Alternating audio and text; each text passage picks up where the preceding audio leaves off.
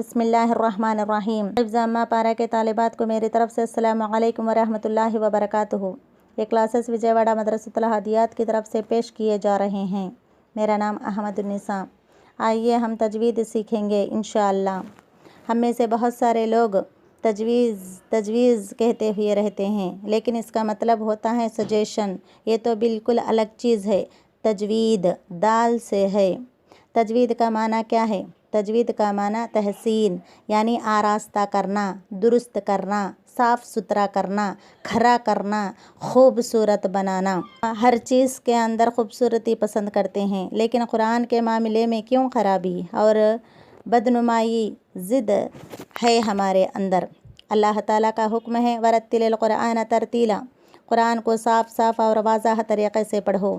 قرآن مجید کے ہم پر جو حقوق ہیں ان میں سے ایمان لانے کے بعد دوسرا انتہائی اہم حق یہ ہے کہ اس پاک کلام کو پڑھا جائے اور صحیح پڑھا جائے، اور یہ اسی وقت ہو سکتا ہے جب تجوید کے قواعد کو مد نظر رکھا جائے گا، تو اس وقت یہ ممکن ہو سکتا ہے۔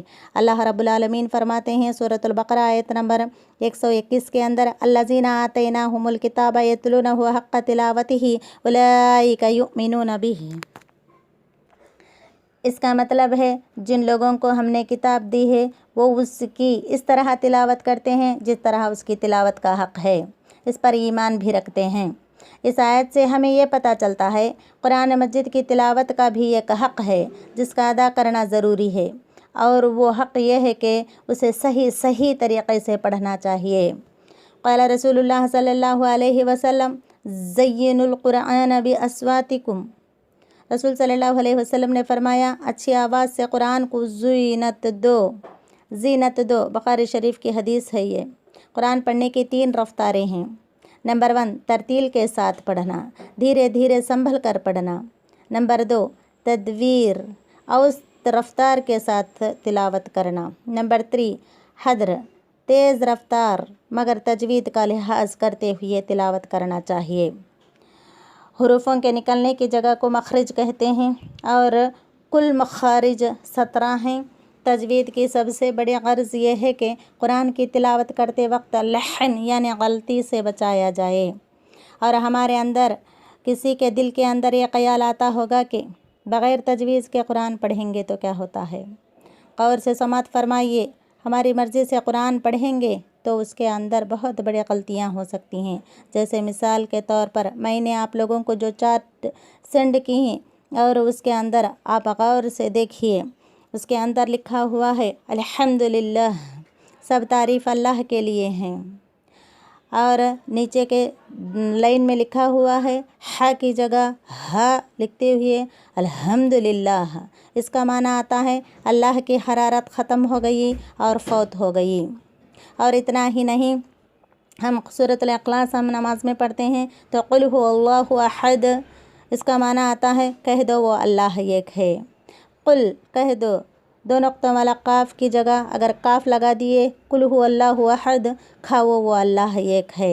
تغفر اللہ، نماز کے شروع ہی میں ہم نے سے بہت سے لا علمی کی وجہ سے بہت بڑی غلطیاں کر بیٹھتے ہیں۔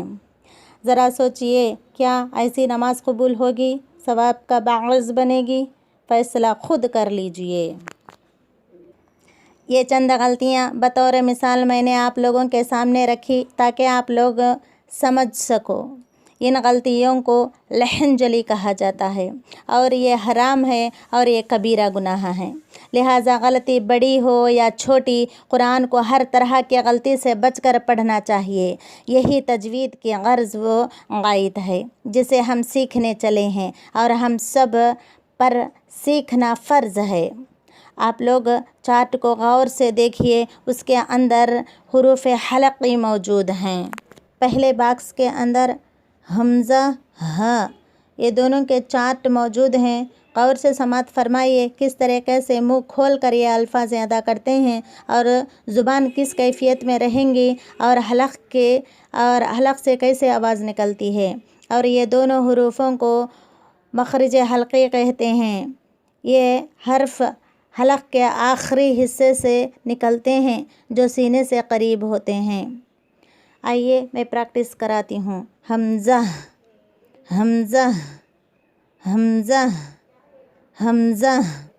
اور دوسرا لفظ ہا ہا ہا ہا. اب آئیے ہم دوسرے باکس میں جو حرفیں موجود ہیں وہ عین اور حا، یہ دونوں کو بھی مخرج حلقی کہتے ہیں. یہ حروف حلق کے درمیانی حصے سے نکلتے ہیں، درمیانی حلق سے نکلتے ہیں. عین عین عین عین. حا حا حا. حا پڑھتے وقت ہا کی آواز حرف کو رگڑتے ہوئے پڑھنا چاہیے. اور پہلے باکس میں جو ہا ہے وہ ہا حلق کے آخری حصے سے نکلتا ہے اور سیدھے سیدھے باہر ہوے کو نکالنا چاہیے. اور جب ہا پڑھا جاتا ہے حلق کے درمیانی حصے سے حرف کو رگڑتے ہوئے پڑھنا چاہیے.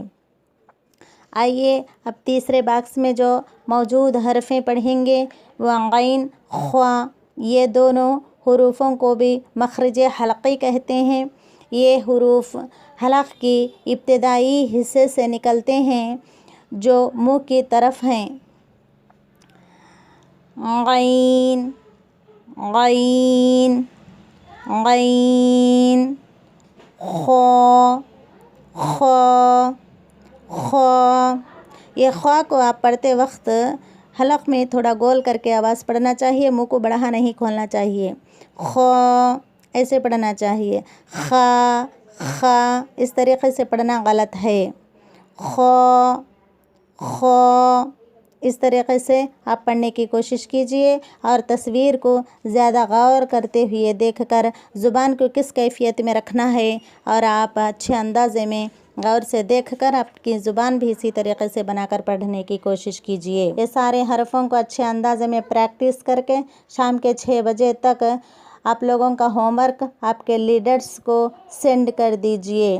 آپ کا گروپ ہے وہ گروپ میں سینڈ کر دیجئے. السلام علیکم ورحمۃ اللہ وبرکاتہ. انشاءاللہ ملاقات ہوتی رہیں گی.